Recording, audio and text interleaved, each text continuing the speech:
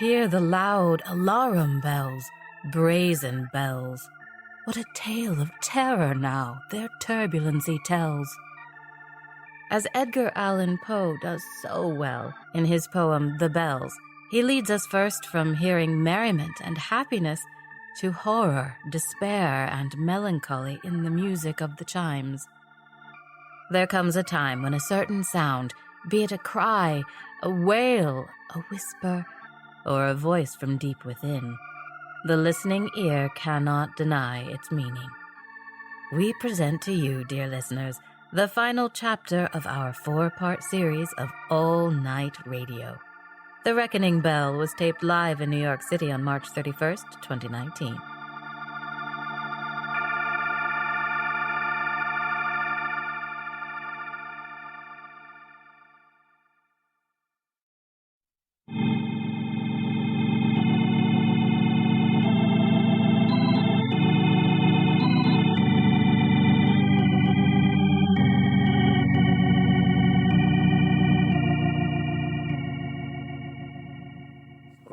Arnold here, keeping you company on this rainy evening. Hope you're safe at home and off the roads tonight. Very slick driving out there with all these thunderstorms. Stay tuned if you dare. Coming up, we've got another rebroadcast of the classic spooky series, Cavern of the Three Crones. A perfect accompaniment to tonight's weather will begin shortly. At the sound of the tone, the time will be 11:30 p.m. We'll be right back with more music after these words. Hey, Rex. What is it, Frank? It's already 11:30. Where is she? Georgette?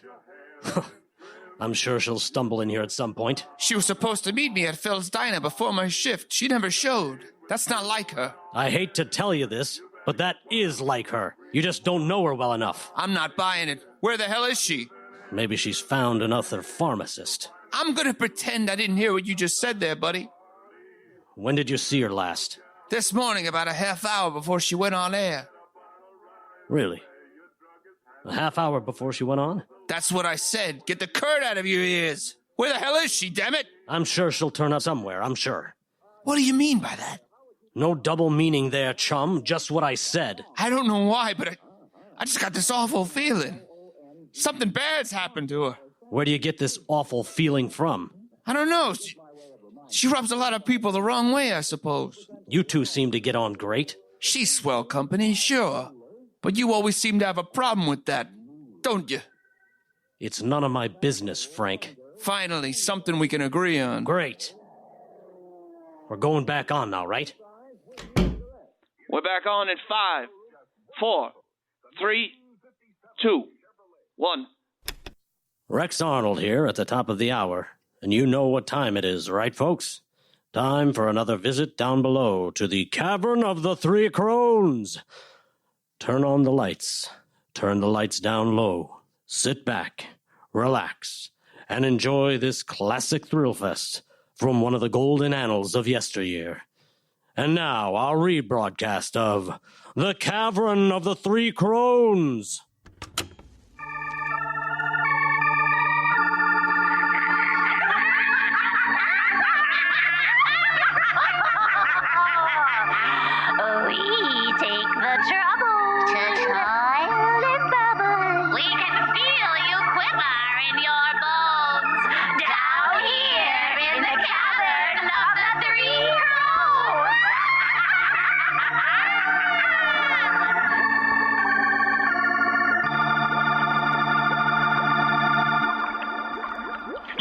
It's time once again to enter the bizarre world of the Cavern of the Three Crones. 3 satanic storytelling sisters, along with their feline minion Obsidian, invite you into a realm of mystery, murder, and the supernatural.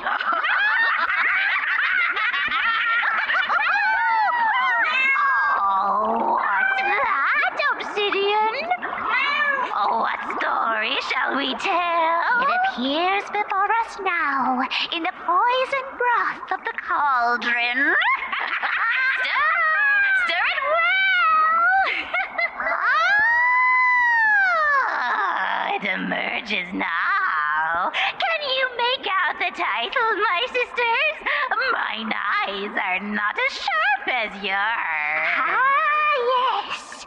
Here to be a tale called The Reckoning Bell.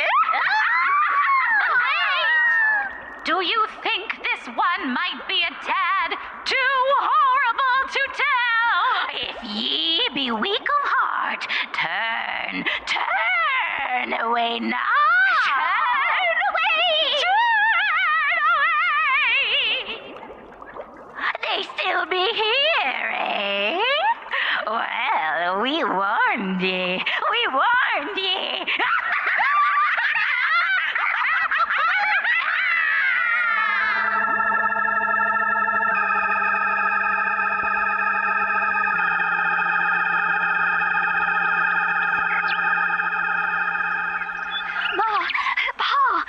It's Mr. Spence coming up the path. Why, I declare, he looks something weary from toiling all day out there. Well, open the door, by gum. Ma, make that man a mint julep. I reckon he must be parched from working out there under that boiling sun. Oh, yes, Pa. Here he is. Hello, Mr. Spence. Well, how do you do? Colonel Brett, Mrs. Brett, Julia. I think me and my men are finished, ready to show you. Where's Todd? Todd, sugar, Mr. Spence is here. I know. Well, he's been toiling all day to finish it, just the way she wanted. I know. I know it's unusual, but it is what she wanted. I know. You in particular, being her fiancé and all, don't you want to see it? No, I never want to see it. I wish you never went through with it. But it's what she wanted. She always talked about it from the time we was youngins. I said I don't want to see it. I admit it is rather queer for a final request, but nothing was too good for our Georgette. I'm sorry, Mr. Spence. Todd has been positively wrathful in his grieving over our poor departed Georgie girl. I'll never get over it. Never, I say. Oh, well, now, why don't we all settle down in the parlor and let the men folk enjoy their juleps while Julia and I sip on a lemonade? I'm sure after a cool refreshment we can all take a stroll on down and have a gander at Mr. Spence's handiwork. Here, Todd, how did you... Blast you! Oh, Todd! I said I don't want none of this. None of your mint juleps or your antiquated and morbid ways of grieving. Not this rotten old mansion full of memories. Not... Oh, there, Todd. It's all right. It's all right. You must remember, we are all hurting too. Georgette was the sun in the sky for us all. We all bathed in her light. But now there's only darkness. Todd, my boy, perhaps it's not my place to say so, but you need to cast aside your furor out of respect for this wonderful and most venerated clan that still wishes to keep you as part of its own. Come alone with me first, and I will show you the crypt. Its elegant Bordeaux granite exterior, its gold-trimmed marble entrance, the exquisite garden I planted with draping wisteria, bright begonias, and sweet-smelling magnolias, just like the one we placed in her hair at the moment of her final repose. Come with me, boy. You must see it. It's only a small step, but it's an important one. And the veil? Where did you put that accursed veil? Right where she asked me to place it, son. Over the door of the crypt. It's just a veil, Todd. Nothing more. A veil with a string attached to it. The other end of the string. The other end. We placed it in her hand. Just as she asked us, Todd. Damn it! We've lost power. Frank! Frank, where are you?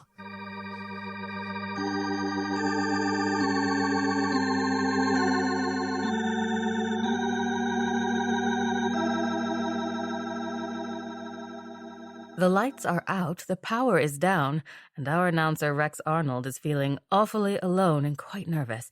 We'll check in on Rex in just a moment after this word from our sponsor, Wix.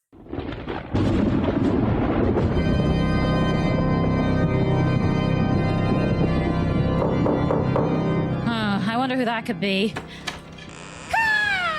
Oh, you again. Really, Edgar? Oh, what have I told you, Allie? We're friends, pals. Come on. Call me Eddie. Oh, I don't know. Eddie Allan Poe doesn't sound quite as dignified. Now tell me, why are you rapping on my chamber door? Well, Is that black parrot on your shoulder going to keep... Parrot? This is no parrot. No, it's a...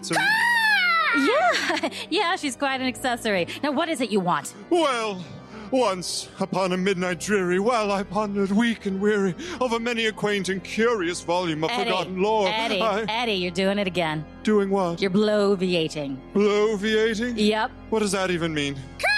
Bloviate, to talk at length, especially in an inflated or empty way. I know what it means. You rapped on my door for a reason, didn't you? Eddie boy here is real bummed out about his lame website. Oh, it's not that bad. I just wanted some advice. It's got more pits than pendulums. Get what I mean? I can't believe it. I'm getting henpecked by a crow. I'm a raven. And I'm a writer. You're a hack. A scribe. A has-been. A master. In your own mind. Hey, now cut all this out already. You guys aren't going to keep wasting my time like this, are you? Nevermore. Sorry. Good. So, you want a little telltale heart-to-heart advice on having the best website? I tell ya, just come on over to goodoldwix.com. Wix? Yeah, Wix. Did you know over 140 million people use Wix for their websites? Heck, Fireside Mystery Theater has been a loyal Wix user for our own website since 2014. By the way, what are you looking to do with your online presence, Eddie? Well, in addition to publishing some of my most beloved literary creations, I'm also looking to break big into the snack food industry. What do you think? Edgar Allan Poe potato chips. Can you see it, huh? I don't see a whole lot of potential. No, you shut up! Oh, who are we to belittle one's big dreams? Millions of businesses use Wix to create their websites. By using Wix, you get an all-in-one business solution to grow your online presence, instantly connect with your customers, manage all interactions in one place, use advanced business features, automate your work, and boost productivity. You can even take payments online. And use Wix's SEO Whiz for a personalized plan, so you can get your business easily found in search engines like Google and Bing. Are you writing this down, Eddie? Oh, I guess I should. But now I need something to write with. Oh, hey, I hope you don't mind. Be still. I need a quill. You plucked me. So, you were saying? They've got tools for every business. E-commerce, music, hotels, events, restaurants, and so much... Premature burial services? I'm asking for a friend. Yeah, right. Easy now. Listen, my fellow creatures of the night, there's no need for you to darken my chamber door when Wix is the best and easiest solution to create the most marvelous and effective website for your business. Take it from loyal Wix users like us, and you can even get a special deal of 10% off when you go to wix.com/podcast. That's wix.com/podcast for 10% off. Oh, I'm sold. I'm all in. I'm putting all my chips on Wix. So you might be giving up writing those creepy stories of yours then? Of course not. Get this. I'm currently working on a thrilling tale about a guy who gets a job working as an usher at this falling house. Huh. Yeah, I'd keep revising that one, guy.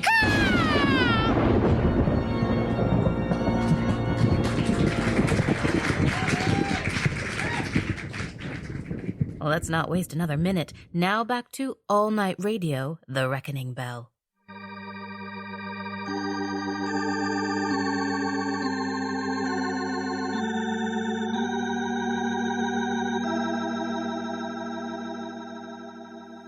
We've lost power, Frank. I know, I could see that. Doesn't the station have a backup generator? No, they didn't want to spend the money to get one. Ah, for Christ's sake. I'm sure the power will come back on soon. And what if it doesn't? Would anyone care?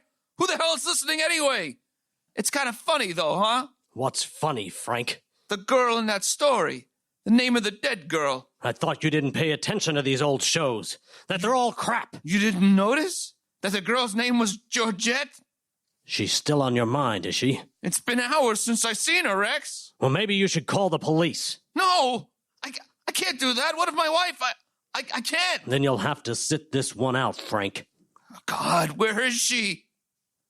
You know, Frank, I'm starting to wonder why you keep asking that question. What the hell are you talking about, Rex? especially when I think you already know the answer.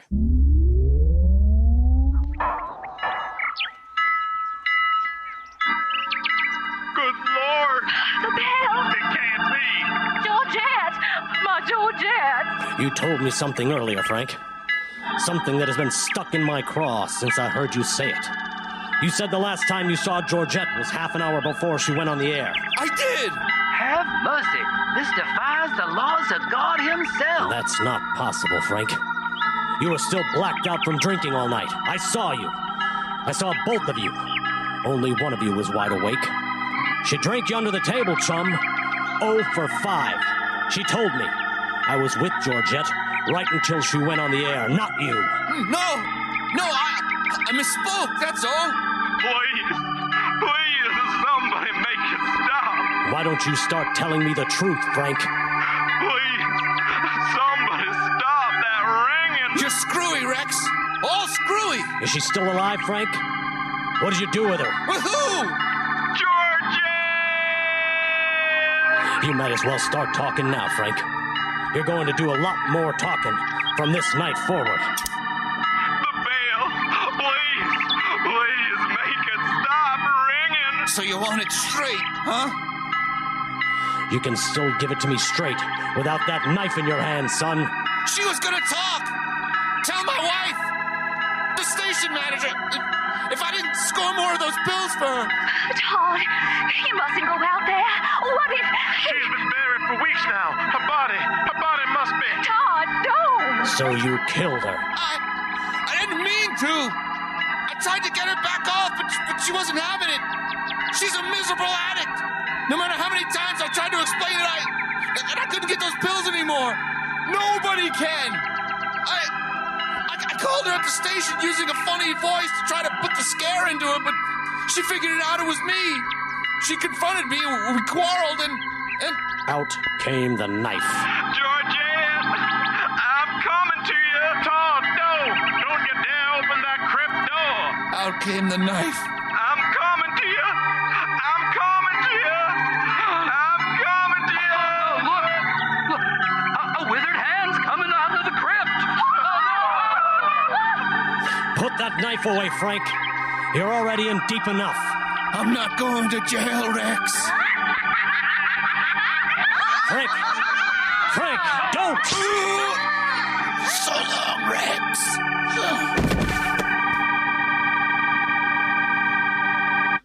My God. Frank, you poor wretch. Why'd you have to take the coward's way out? Oh, what a tale! What a tale! Of course, you're familiar with that wench from beyond the grave. You mean Georgette? Sorry, doesn't ring a bell.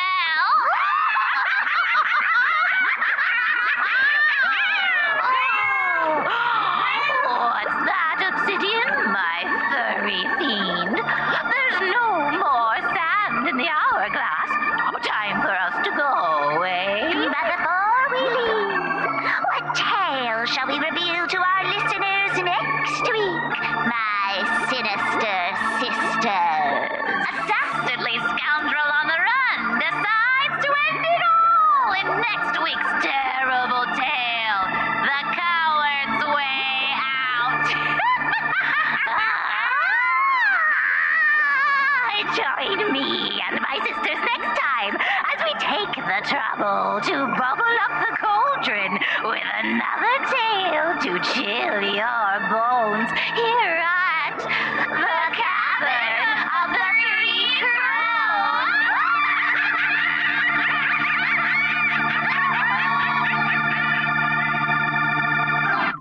The Cavern of the Three Crones is written and produced by Lawrence P. Woodsburg. In tonight's cast, you heard Kitty Colpine, Arthur Raymond, Buddy Diller, Phyllis Larson, Dolores Clay, and Paul Diamond. This is Ted Fortescue speaking.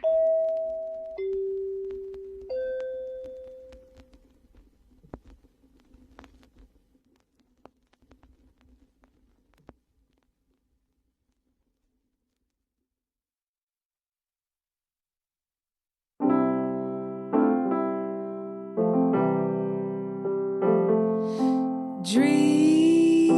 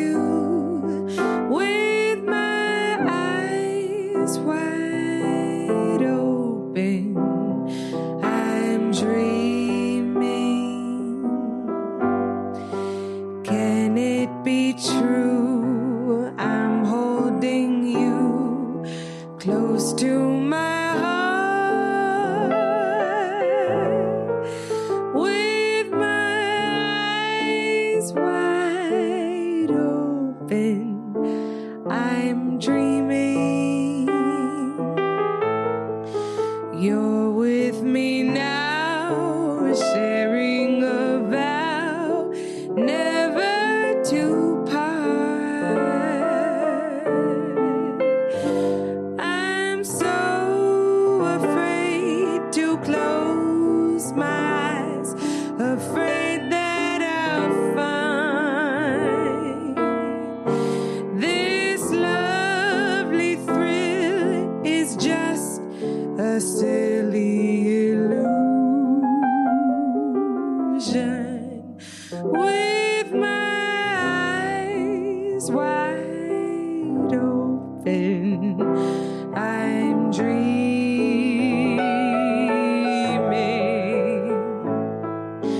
Do I deserve such a break? Pinch me to prove I'm awake. I can't believe that you're really mine. With my eyes wide open, I'm dreaming.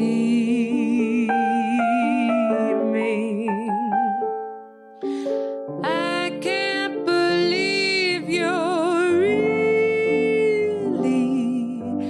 mine.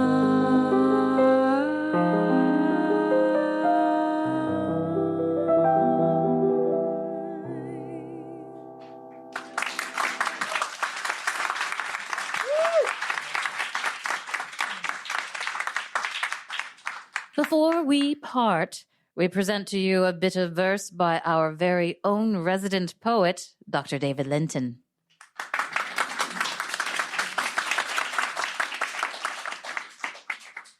Radio friend.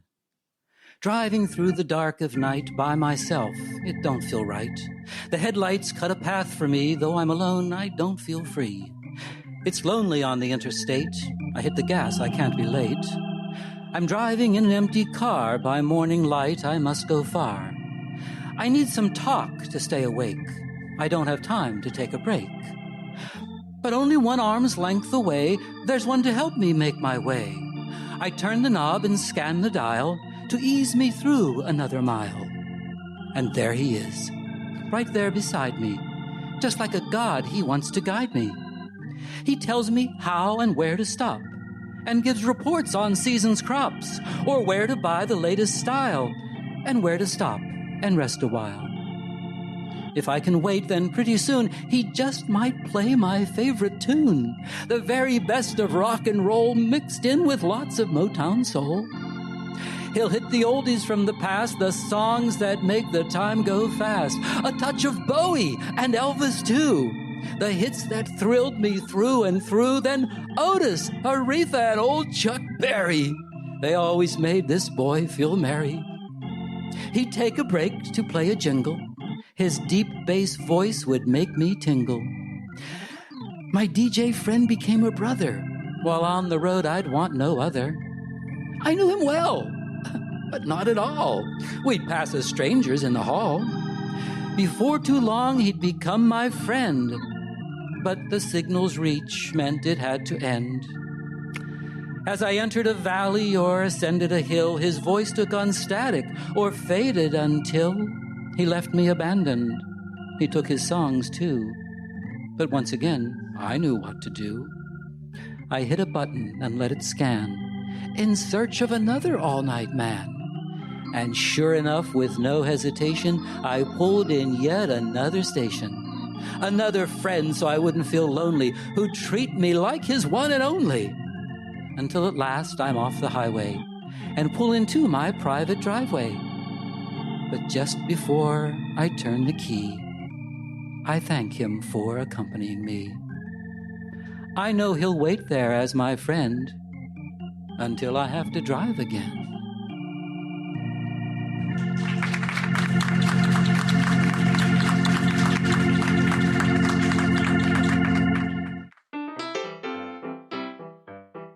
And that was our final episode from All Night Radio, The Reckoning Bell.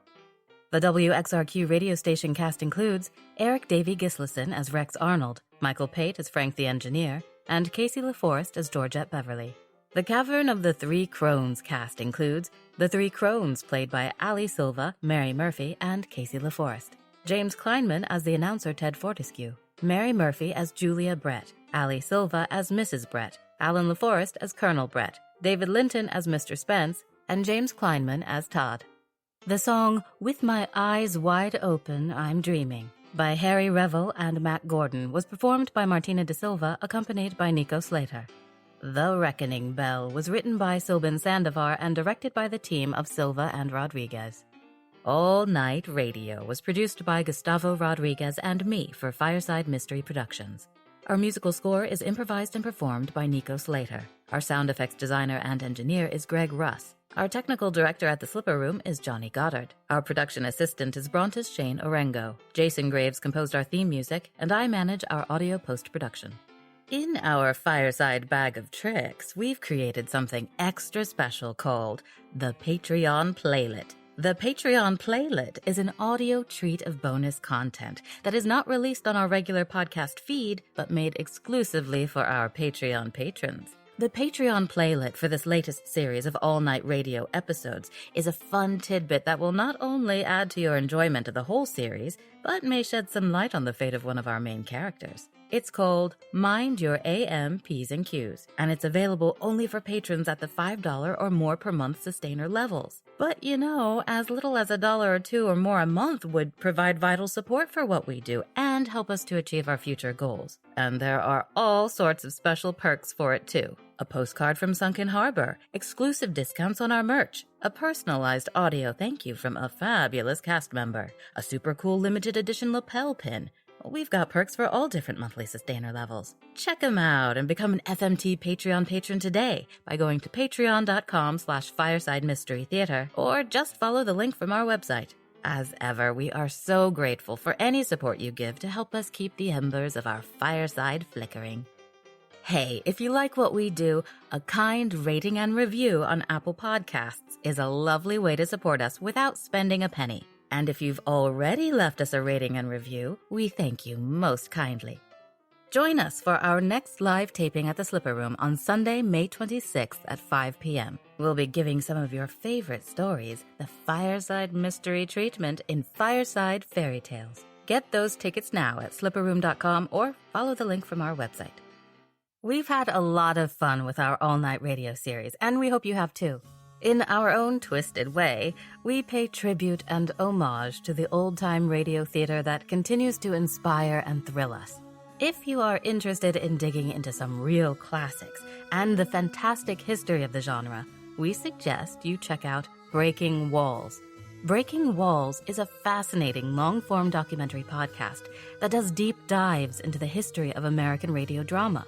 Listen to episode 84, The Simple Art of Macabre, which traces the history of dramatic radio's horror, mystery, and suspense shows. Or episodes 89, 90, and 91, which tell the story of dramatic radio's adult Western, which continues to influence the Western genre today with shows like Deadwood.